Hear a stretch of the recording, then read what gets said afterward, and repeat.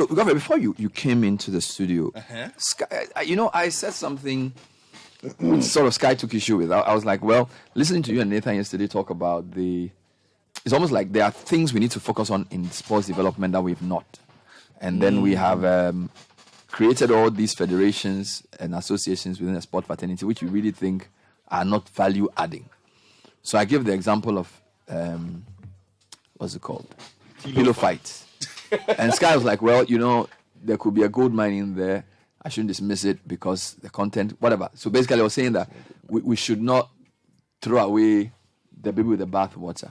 So what I wanted you to do for me was to tell me, so you're saying that there are how many associations now? How many licensed? Well, 44. 44. And the new ones are which ones? Plus specialized, social groups. So the sports authority sort of manages, basically to operate, you have to, under the law, you have to register or be affiliated.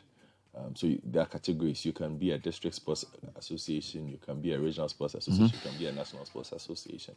So the 44 there are listed as national associations. National associations, including all kinds of interesting ones.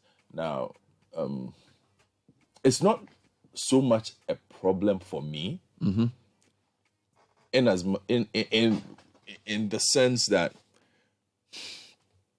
the current law that we have is woefully inadequate. The sports bill that was passed in 2016, I think that's Act 934, if I'm not mistaken, woefully inadequate. It is not a policy. It is a document that outlines who gets appointed to do what. And has not dealt with any of the relevant issues. Yesterday, you kept asking me when I was criticizing, where's the funding? Is there funding? Is there funding? That's the question you kept asking. Yes. And it's a significant item that is not addressed in our sports bill. And that is at the base of the problem that we have when it comes to sports. That has led to all the problems that we see in the ones that we like the most. That is football, boxing, athletics. The lack of a national policy for sports. Now, if you'd recall, 3 or 4 years ago, when the idea of the National Youth Resource Centers came up, I was with you on the breakfast show, and my criticism at the time of that project was, it's all well and good to build it up, to build these resource centers. We need infrastructure for sports and for the youth to do other things. But what was the plan around it?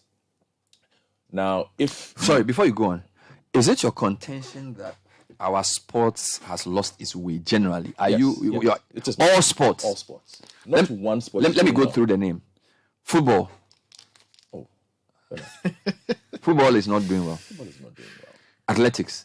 Athletics is not doing well. We are hosting Africa Games next year. We are not doing well. That notwithstanding. Boxing.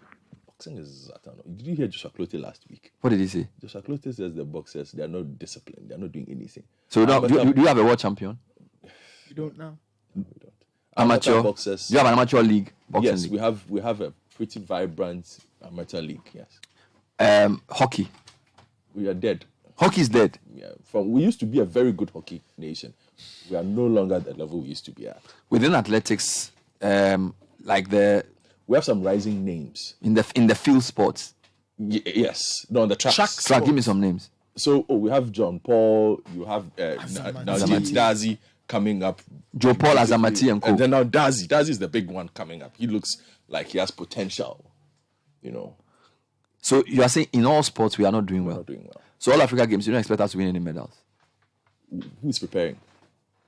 I don't know. Nathan, Where are they preparing? No, so that's the question I'm asking. Who is preparing? He is the sports day. You will know. No, I know. So it's rhetoric. I'm not expecting an answer. Okay. You understand? Who is preparing? Where are they preparing? Who is preparing them? And those are the questions I asked in relation to putting up the infrastructure that we're putting up. Because if you put up a youth resource center, right, that has certain facilities. So let's assume it has a gym, it has a football pitch, it has tracks. There have to be instructors for those facilities, right? Because without instructors, you're not teaching properly. Now, if you want to understand why I am where I am with this, sports development is integrated.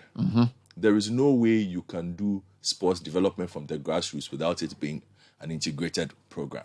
So that's what the advanced sports countries have been able to do. That significant link between education, community, and sports. So education, community, and then the sports. Yes, physical education. Let me put it that way. Physical education, community, and education. So you would realize that there is significant investment in PE.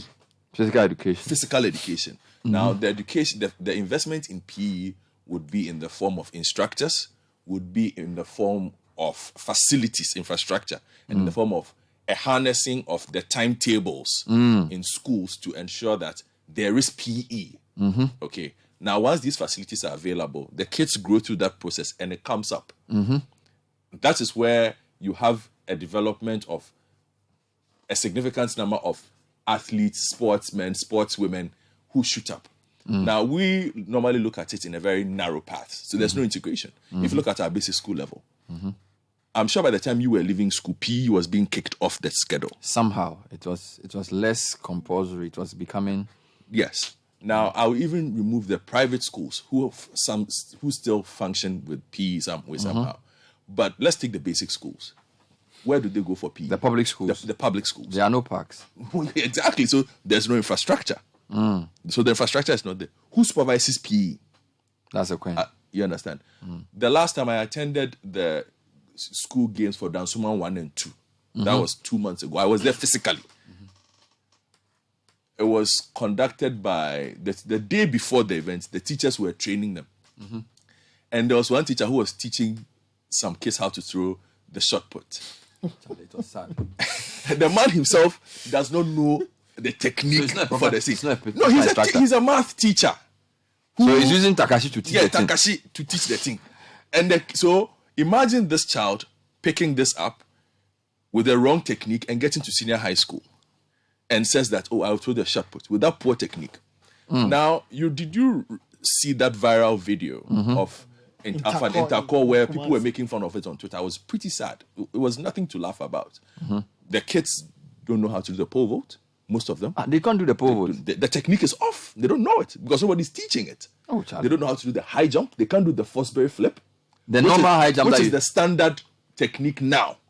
And it's been the standard technique since 1976 or so. They can't do it. We don't do it here. The Fosbury, most of the kids were doing the forward jump. Oh. Like they will go and they're using they'll just... No, you can't do that. That's not like the frog jump. The frog jump. The triple jump was a problem. Hop step jump. Hop step jump was a problem. The javelin was a problem. Really? Yes. In our schools? Bernard, people were tweeting. Do they still train TV? Okay. Do they still train PE teachers? I'm coming there. You see? So it's that lack of integration.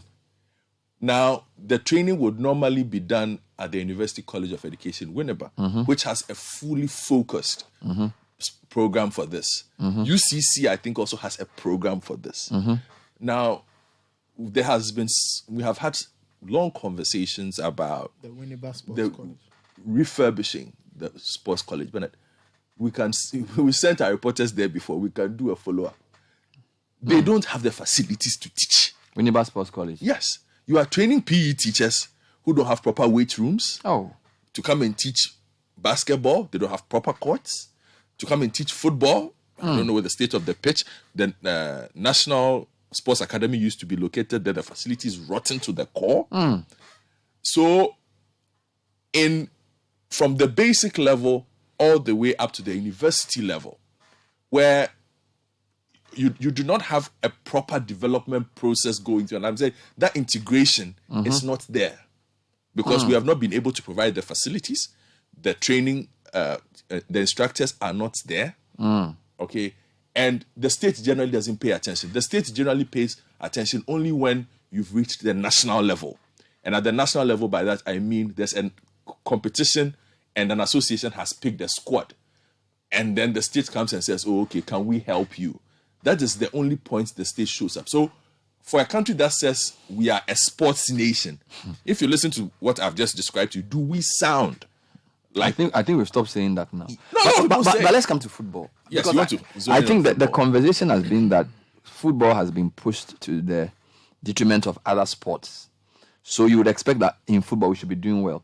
I was recently reflecting on the under-23 AFCON. Yeah. And I'm being told that almost all our youth teams or our local teams are not doing well. Yeah. So our club teams are not doing well in the African Champions League or whatever. They can't even play there. Yeah.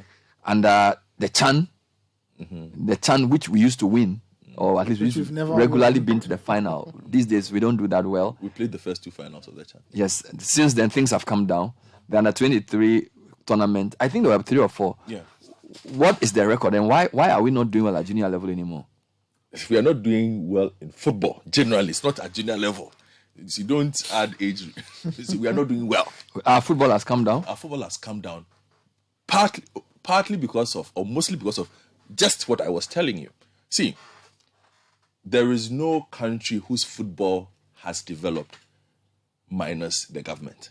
Mm-hmm. It is not possible in any form for a football association to develop football by itself. The government has to play a central role. The government is 70%. Wow. Where is the infrastructure going to come from? The government. The government. You understand? Where are the basic coaches and all those things? That's why I made reference to the sports bill. Now, if you went to the sports bill, you would notice that in there somewhere, there says the government or the National Sports Commission, which is the National Sports Authority, will employ coaches, will have this, will have that, all of whom are supposed to be at that level. Now, once those investments come in, they link up with the Specialist Association. What is the Specialist Association? The Ghana Football Association, who will tell you that, okay, this is what the game is now. What we require are pitches here, coaches here, this and that there. That synergy is what makes a successful football nation, which is what a lot of countries have been able to do or are doing now. What we have not been able to do, and where I will point fingers at the Football Association, is their inability to convince the government of just how far we've fallen, to perhaps giving the government a structured program to fund. 3, the government perhaps itself not understanding the need to fund these things and the connection between their funding it and the success that they crave at the national level. Because, again, the government only shows up when it's Black Stars. Why? The Black Stars is very visible. The Black Stars win, all Ghanaians are happy. They forget economic problems, they forget political problems. So we have a lot of money being thrown at the Black Stars to do well. But even the Black Stars, can we say they are doing well? I'm coming. Well, we've reached that. The game has reached that point where simply throwing money at the top will not help you because your bottom is not good. Which is where now we are producing substandard players at the lower level. At the lower level. Now, these are the same players who make it all the way to the top. So if the players are not doing well at 15, at under 15, under 17, under 19, under 20, under 23, how do you expect your Black Stars to do well? Is it a problem of availability of talent or selection? There is a problem with selection, but there's a big problem with development. So the conveyor belt is not producing as many. I'm going to give you a very plain example. Kudus Mohammed. One of our best players now. Kamaldeen Suleiman. One of our best players now. Mo Salisu. Forget Mo Salisu. Okay, you can add Mohamed Salisu. Southampton. One of our best players. One of our best players now, right? Yes. And Esnyama has emerged. Danish Footballer of the Year now. Yes. I'm told. One of our best players now. One of the best players. These are all young players. I've mentioned four. Right? Yeah. Where did they come from? Three come from Right to Dream. One comes from African Talent Academy. African Talent Academy is really, really strong. It's in the Eastern region. So then I'm going to make an example for you. These are the biggest talents. Now, they come from the Right to Dream system, which is a private system. Then I'm going to give you, outside of that, the next big names that would have emerged side by side with this. Ishaku Fatal. Who went to Portugal? Who's in Portugal? He was in Tamale somewhere. A free Banye. Accra has a folk who just went to FC Zurich that they mentioned. If you look at the gap between the development of Nuama Kamaldeen, Kudus, Mo Salisu. And then you compare to Isahaku and Isahaku, who is considered the biggest talent out of the local conveyor belt the past decade. And you can't get a... And the gap between Nuama and Isahaku Fatau, therein lies your problem. Why is Isahaku and Bani, why are they struggling? Because the development here. When you say development, what do you mean? The training.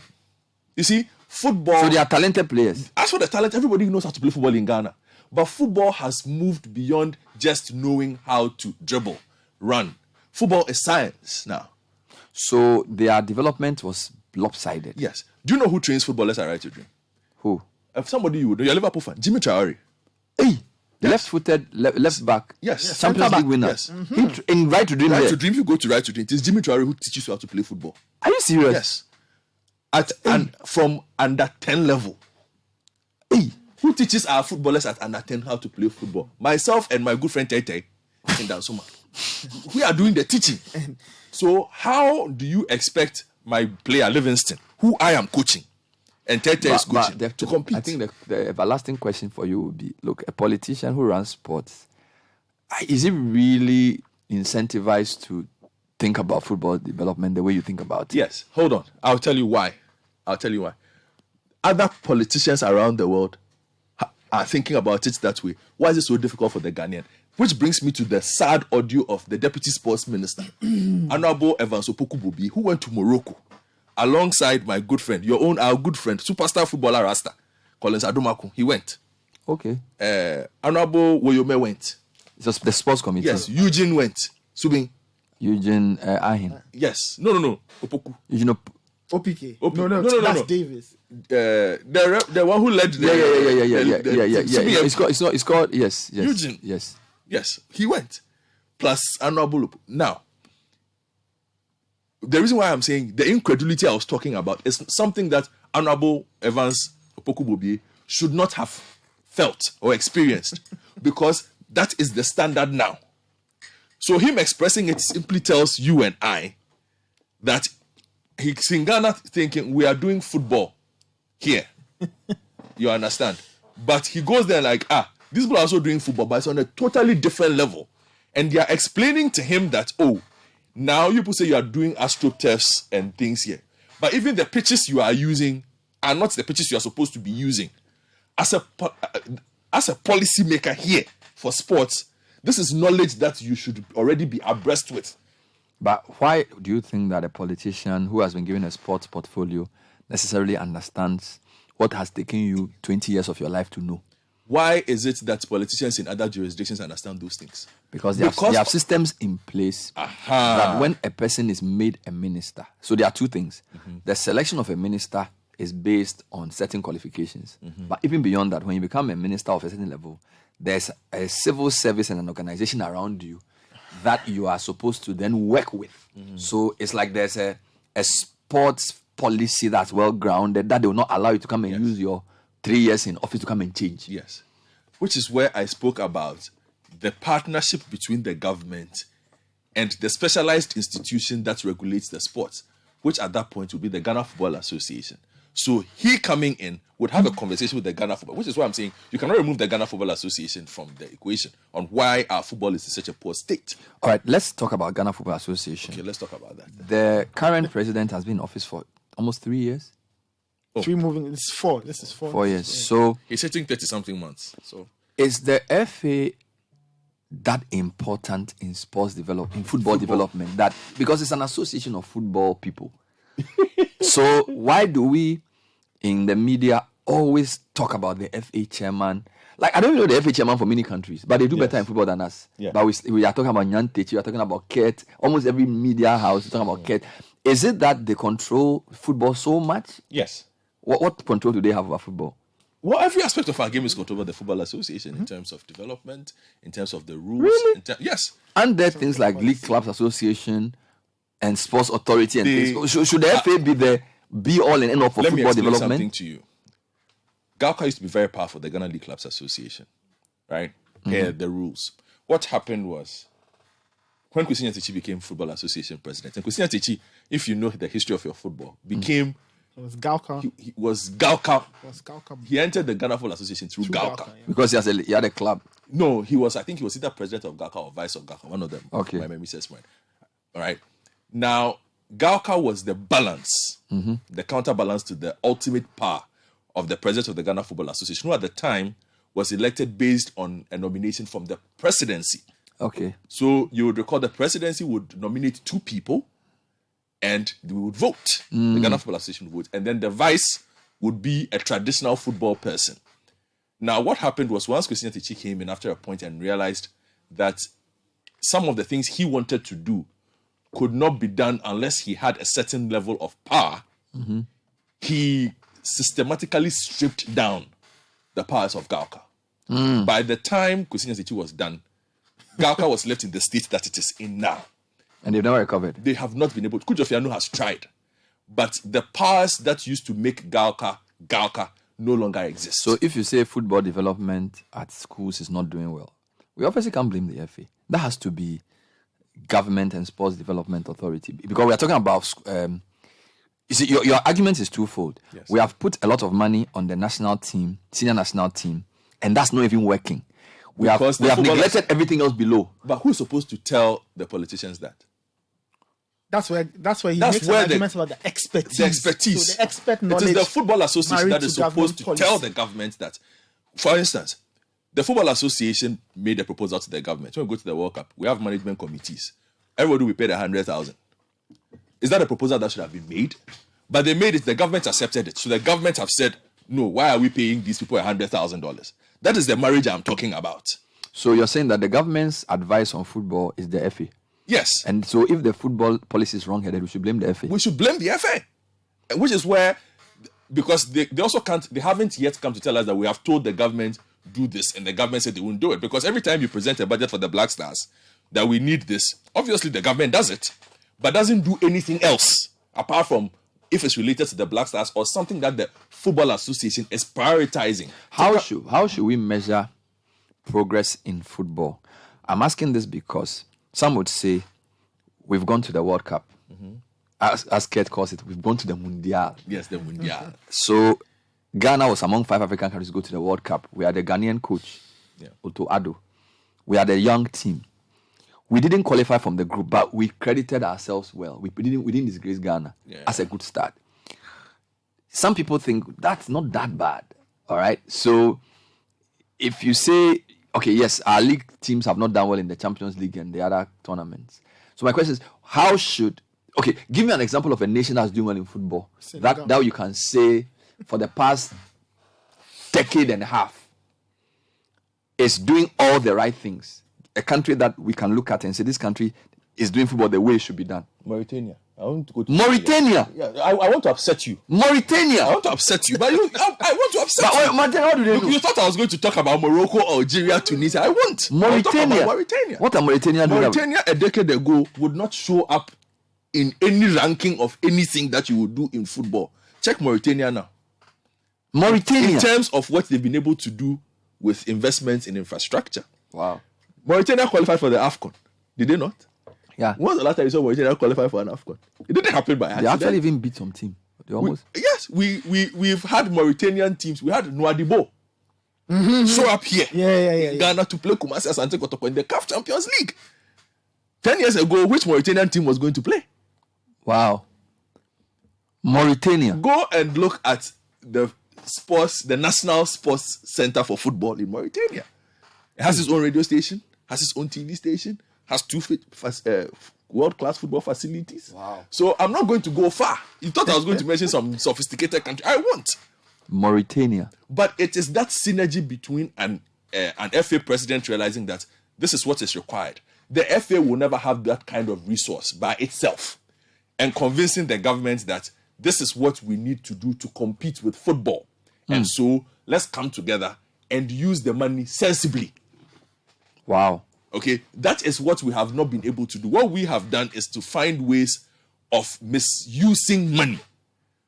Of not applying the money properly. If we applied the money properly. So the resources that have been at this FA's disposal, in your view, could have been used, better used in football development than they've been used in. I'll give you an example. Which is today. I'm happy we've spoken about money. Yeah. $3.5 million put up that thing, World Bank. Yes. Right. We just paid the management committee members of the Black Stars, 5 of them, right? $100,000 each. That's $500,000. Are you serious? When they came for the World Bank, $500,000 for 5 people. For 5 people. If you took $500,000 and spread it at regional coaching level. Regional coaching level. Do you know the number of coaches you would be able to train and sustain to actually teach footballers properly? To put things into how long does it take? How much will it take to train a coach? The coaches are there. Your average, your UEFA license is about £5,000-6,000. Oh, really? So that money, assuming you even took half of it, and you said you want to take 50 coaches, maybe 3 per region, you could have used it to train them to world-class coaching levels, and then they'll start training people at the junior level as a starting point. Or even use it to pay salaries of the coaches, the regional coaches, so that they are properly resourced. Now, what that means is that, like I told you, Jimmy Traore is coaching small boys at Right to Dream. So, you would and he's a Champions League winner. Yes, you would be able to then tell Ibrahim Tanko, who is coaching the Meteors, that, Tanko, I can pay you $1,500 a month to be the Ashanti Regional Development Coach. You don't need people like Tanko coaching the national team. You need Tanko at the base. Because the basics is what is missing. That is what matters. That is why Jimmy Traore is coaching there. That is why they brought Lion Kisi to coach there. So our best coaches should actually go to the lower level, so that by the time the guy gets to under 17, he already knows how to play. And then he just needs a good manager who blend. And that is where I again talk about that synergy between the state and the football. Are you saying your boys are at the moment, our boys are poorly trained. So when you watch like Senegal, you watch which African country is good? Bernard, let's Mali. not go far. Yes. When you watch this junior teams, when you watch Senegal, Mali, these are the 2 countries I will look at. They are typical under 21. You say they are better than our boys? The basic development of your average 14, 15-year-old Ivorian, Senegalese, Malian is the 19-year-old, 20-year-old footballer in Ghana. Hey, you are saying some serious things. I'm not saying it because I'm in a position to tell you, because I have footballers from Ivory Coast, Senegal, Mali, and Guinea. Bernard, they are better trained and better coached. Bernard, I brought in a 14-year-old boy. The basics of if you pass him the ball, which part of the foot to use to control what kind of pass, when to use an instep, when to kick lace, when to do a one touch, the basics of foot, not the talent, not the dribbling, not the basics, how to receive a ball, not the gajo, open yourself to pass, not the gajo, the basics of it. He's able to do the things that Premier League players are struggling to do. And this is a 14-year-old boy from a francophone African country. Okay, and that is the level we want to get to. So, under normal circumstances, if you were to walk on the streets and you go to Sahara, Adabraka Sahara here, and you see Argentinos juniors training, you should immediately be able to notice that at the moment, there's a template for what youth development is. FIFA has a plan for it. In fact, I have the manual in front of me. It's 200 and something pages. It's a global book. It's a textbook. Everybody should be able to have it. Everybody should be. So, if you open that textbook, Bernard, you sitting there, you read 3 pages of it. You go there, some small knowledge in your head. Okay, the pass, when it comes, you're supposed to control it this way. Your footwork is supposed to be that way. This spacing is what is required for this kind of movement. You should be able to see it here. When you go to Karikari Park, you should be able to see the same thing there. When you go to the park in your area, Baoleshi, you should be able to see the same spacing there. Textbook. But that is not the situation we have now. It's a mismatch of everybody doing some. So players move up. My final point, you are saying that based on this lack of... Then I'll get to the selection matter. Investment at the junior level, and I'll take a break after that. The performance we've seen, like Morocco demolished us 5-1 at the junior level, and one of the goals they scored, the one touch, we couldn't defend against it. Do you know why we couldn't defend against it? Why? Basic positioning was wrong. It was off. And you can't blame just the coach. Yeah. You are blaming a system that has produced this type of the inability to identify. When the game started, you can. I was following you Twitter. You were just tweeting about the game. Yes. As soon as we scored the second goal, I said that we were going to concede 3 more. Looking at that hole that was in the middle of the park, me sitting on my bed in my house. You could tell. I could tell there was a huge hole in the middle of the park. And the players could not identify it. The coach was struggling to identify it and solve it. By the time he adjusted it, he had considered 5 goals already. Don't we have, my final question to you before Nathan, don't we have... No, I just wanted to highlight something. Yes, please. There was a clip I saw of Kamal Dean a few months ago on Twitter. This was before he joined. He was explaining something. This was when he was in France. It was when he was at Rennes. He was explaining how they set up at North Island and how he always succeeded at the 1v1. How is Kamal Dean?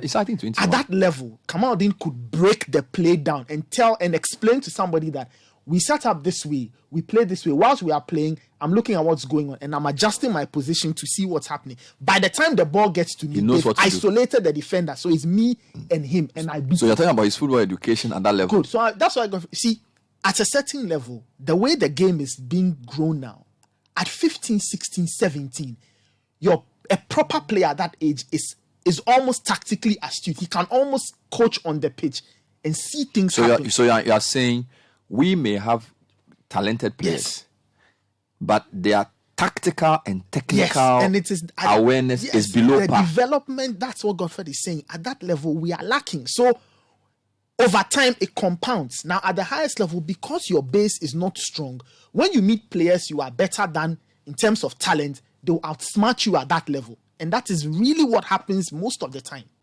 Because the training and the development of the footballer in Ghana is not holistic enough. So final point, to compete. And beyond this lack of development, investment, which you say is hampering youth development, the challenge is compounded by non-transparent selection?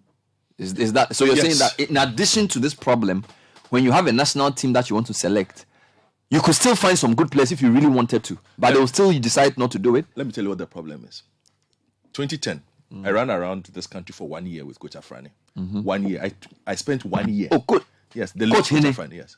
I spent 1 whole year. We went to every single region in this country. That was the time I went around Ghana for the first time. One thing I learned about national team selection, he said, Godfred, there will always be influence. People will bring players. You can't run away from it. He says it happens everywhere. But what he does not compromise on, I said, Godfred, he said it in chief, will allow me.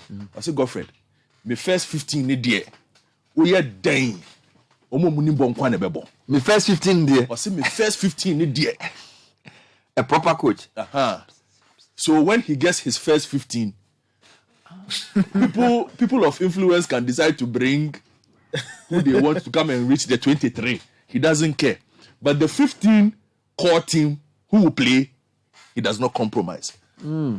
What we have now is a reverse of that situation, where there is a feeling or a perception that we can justify that most of the core apps, especially for the development teams, that is from 17 up to 20, and to a large extent the 23 and the local Black Stars, are not made up of players who will be in the first 15. Who will be the first 15. So you can add fringe players, but the first 15 must be meritocracy. And now we compromise on everything.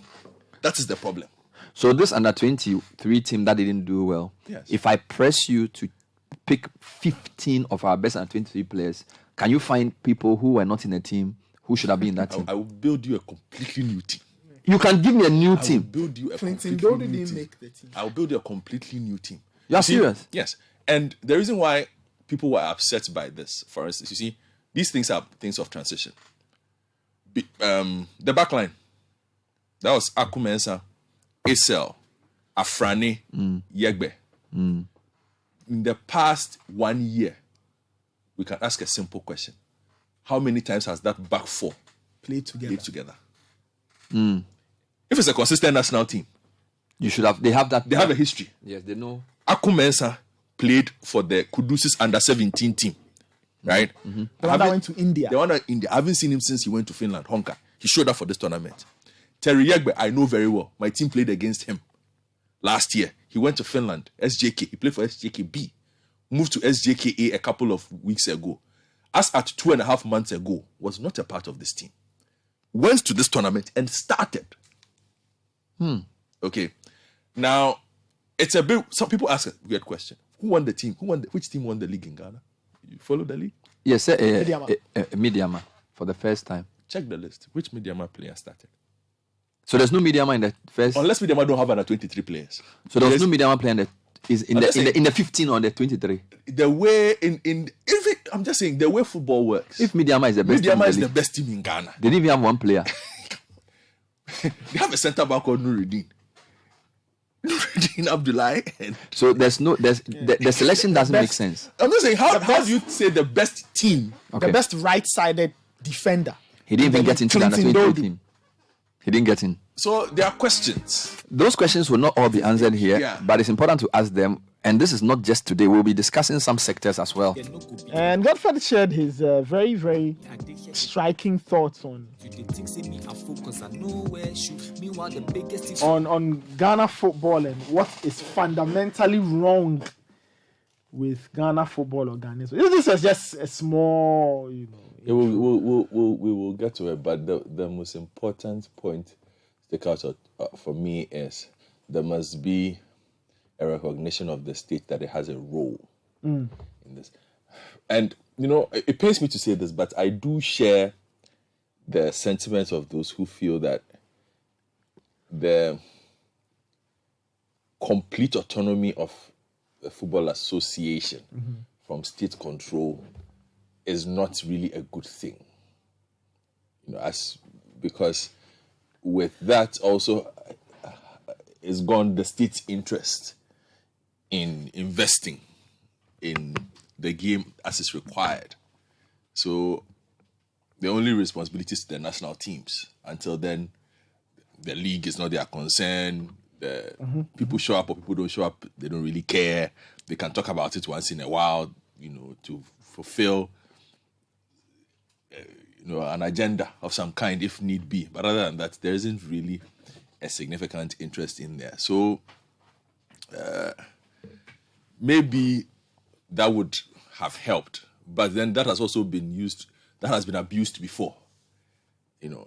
The thing is, there is no perfect situation. But what is clear for me is that there needs to be a better partnership between the state and the Football Association to improve the game at all levels. That integrated design that I was talking about, it will definitely require the states, because the FA cannot put up pitches. And I cited this example last year of when Fauzi Lekja, everybody's favorite country these days, Morocco, the Moroccan FA board, met the king. And he was asked basically, what more can we do in the face of all the developments that's going? He says, well, at the moment we have 120 pitches. I want 400 more. Yeah, he has 120 pitches. He wants 400 more. When we meet the president, what do we tell him? And let's not confuse this by saying, but they are building AstroTurfs. You just heard your deputy sports minister coming back to tell you that the thing, it has moved beyond that. So that is not what is required. Okay, if you are putting up the infrastructure, put it up properly with what is required to help. Okay, the thing is this: we underestimate the value of proper instruction at all levels. When I was in school in China, the first time I entered the school gym, I went to Xiamen University. I went to the gym and I wanted to play. We played ping pong, TT. Everybody plays. So me, I've gone. I went with my Cameroonian friend, Ako. 2 African boys going to play TT. We pick up the thing. Bah, bah, bah. Within 5 minutes, there was somebody standing there watching. Within 2 minutes of our next game, he stopped the game. He said, "You are playing improperly. Do you require instruction?" I said, "Yes, we require instruction." He said, "Okay, this is the timetable." So he shows you the timetable for it. If you come here at this time and at this time, we will teach you how to play, how to hold the paddle, how to serve, how to receive, how to hold the bat. How to hold the bat. Nathan, I'm telling you, I always say this, and I was telling Mauku Afajino, when I returned to Ghana, my level of ping pong was at a very high level. So how long did you take the program? I took it to the entire period because it was the only thing I could do. I don't lift weights. I don't run. I play football and I play ping pong. Those are the two things I was doing. My ping pong level was at an absurd level. Not because I was playing regularly, but also because I had been taught the proper way to play. Now, once that happened, there are levels of the board. So you ended up getting access to the places where you are looking at maybe the regional champion. He's in the corner there. Once in a while, you throw a few balls at you. You improve. You understand? So instruction cannot be underestimated. And we don't have instruction at key levels. And that needs to change. So that is why we require that partnership to be able to make this successful. Within the state